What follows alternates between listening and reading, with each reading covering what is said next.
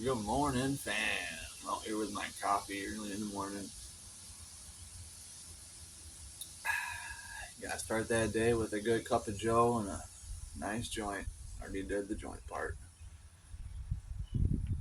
Anyway, I'm gonna quickly show you how I mix up my feed for my plants that are in cocoa coir. I grow 100% organically. At least I believe I do. You can check me if I'm wrong.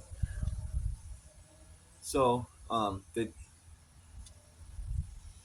cocoa plants don't uptake the nutrients that my plants in the soil do from the dry amendments that I use in the soil because there isn't as much microactivity going on in the cocoa. It can, but in order for that to work, you have to be feeding a pretty strict regimen of um, brewed compost teas along with some other things. So I'm going to show you what I use to get my cocoa plants through the flowering phase organically, all self-made nutrients as well. Why not save a buck? Once again, why not save a buck? You don't got to break the bank to grow dank. First thing we're going to add to the water is banana tea. It's simply just banana peels in water soaking for a couple days. That will provide your plants with potassium and trace amounts of phosphorus. This into your water or your reservoir. You're going to want to use 10 to 15 milliliters per gallon. I'm going to go on the light side this time because my plants are just coming through some stressful times and I just want to be easy on them.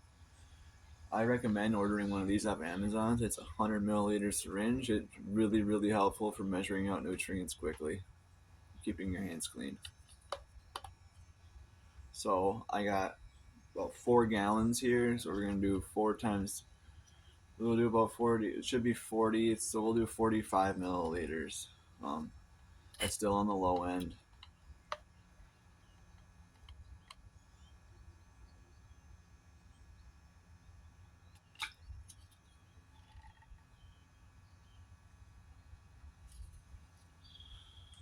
We'll add that.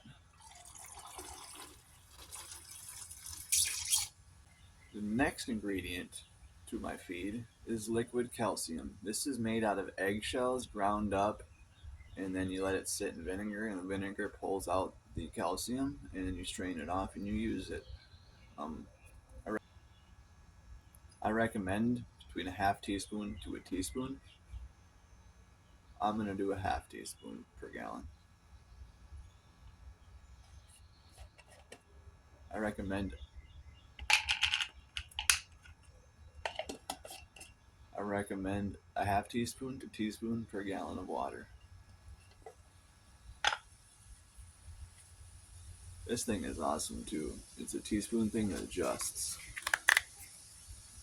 So we're going with half a teaspoon, 4 gallons. We're gonna go to 2 teaspoons.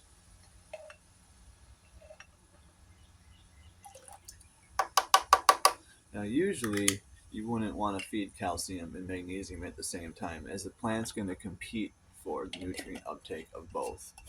Um, that is why I went light on the calcium, and the only reason I added any calcium is my plants are deficient as they just went through a stressful time. My next ingredient we all have in our cupboards, Epsom salt, my source of magnesium. This a half teaspoon to a teaspoon per gallon of water.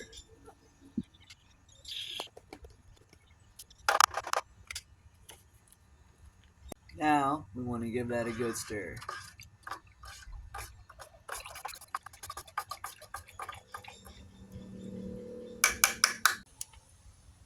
Now we're going to pH it.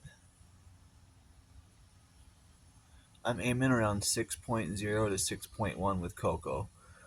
A lot of people will tell you to go 5.5, and you can in veg, but they tend to like the more towards 6.1. They need the higher pH of 6.0 to 6.1 every so often to be able to correctly uptake the magnesium and the calcium. So right now we're sitting at 7.8. I like to use a pH down by advanced nutrients. you're on a budget though and trying to save money, you can use vinegar, you can use lemon, and I believe there's a few other things. Another tip, get a syringe like this. No needle, made for medicine, really helps correctly, precisely dose your pH down.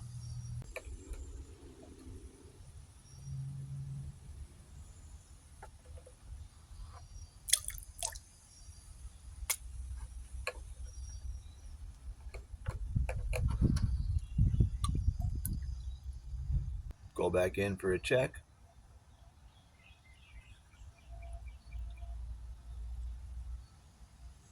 Sometimes this pen, anyway, takes a little bit to correctly get to the level that it's at. And it looks like we're on the money. It's going 6.0 to 6.1, which is absolutely perfect. The last step is putting in the aerator pump. I had brewing from yesterday for the veggies in the garden.